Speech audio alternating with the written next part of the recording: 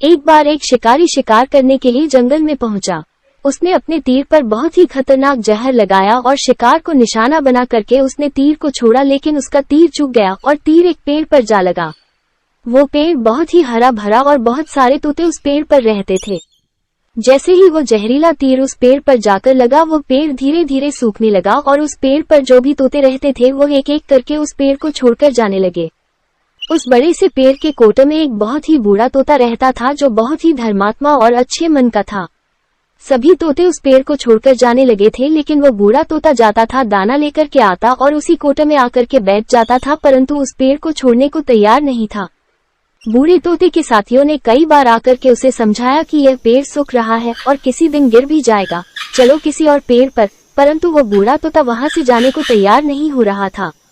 अब ये बात देवराज इंद्र तक पहुंची। उन्हें बताया गया कि एक तोता है, वो जिस पेड़ पर रहता है उस पेड़ पर एक जहरीला तीर लगने के कारण सूखने, गिरने और खत्म होने के कगार पर आ पहुंचा है, और एक बूढ़ा तोता अभी भी वहीं पर रह रहा है। वो दाना लेकर आता है और वहीं पर रहता है, जबकि उस जंगल में बहुत सारे पेड़ हैं, लेकिन वो उसी पेड़ पर रह रहा है।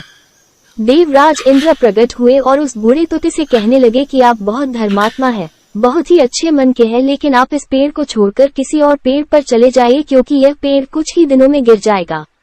तालाब के पास में बहुत से बड़े बड़े हरे भरे पेड़ हैं, बड़े बड़े कोटे हैं, उन पेड़ों पर फल भी लगे हुए हैं, उन्हें वहीं पर तोड़कर खा सकते हैं। तोता बोला, माफ कीजिएगा, इस पेड़ ने मुझे जीवन दिया है, शिकारियों से मेरी रक्षा की है, हर मौसम में मेरे साथ रहा है, ये कोटा मेरा घर है, यहाँ मैं पला बड़ा हूँ, इस पेड़ को मैं छोड़कर कैसे जा सकता हूँ? इस पर संकट आया है तो क्या मैं इसे छोड़कर चला जाऊं? मैं ऐसा कभी नहीं कर सकता। देवराज इंद्र तोते के इस बात से बहुत ही प्रसन्न हुए। उन्होंने तोते से कहा, मैं आपके इस बात से बहुत ही खुश हूँ, मांगो जो आपको मांगना हो। उस बूढ़े तोते ने कहा, मुझे बस इतना मांगना है कि जिस पेड़ ने मुझे जन्म दिया, जहाँ मैं रहा पला बड़ा, जिसे आप मेरा जन्मभूमि कह सकते हो, आप इसे फिर से वैसा ही हरा भरा कर दो जैसा ये था। देवराज इंद्र ने अमृत से उस पेड़ को सिंच दिया और पहले की तरह हरा भरा कर दिया।